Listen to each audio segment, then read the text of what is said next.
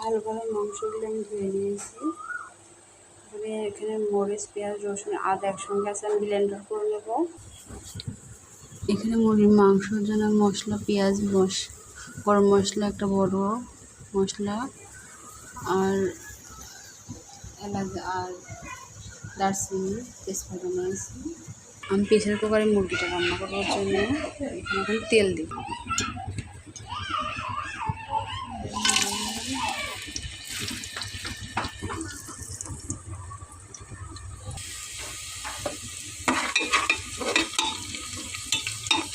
একটু বাদামি বাদামি হবে।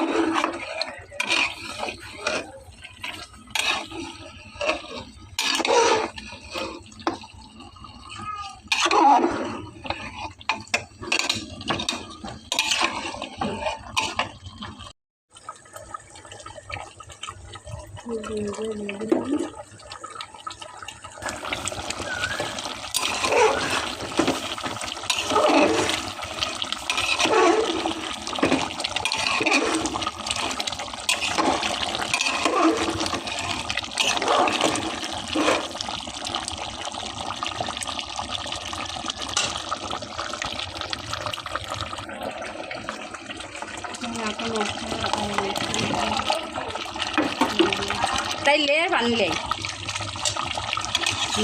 একসঙ্গে দিয়ে দিছি।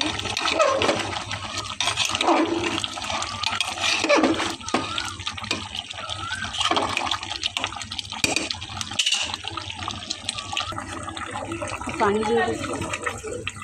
ও হাত খাইতেছে।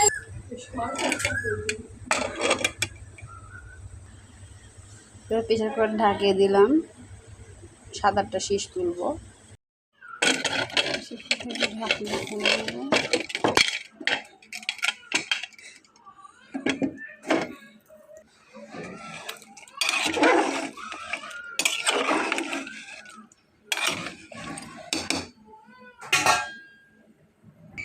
মাংসটা আমি পাড়তে নিয়ে আর একটু চাল দিয়ে নেব।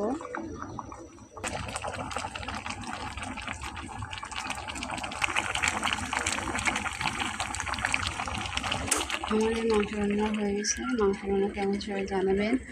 আমার চ্যানেলটা লাইক কমেন্ট শেয়ার দেবেন। সবাই ভালো থাকবেন, সুস্থ থাকবেন। আল্লাহ হাফেজ।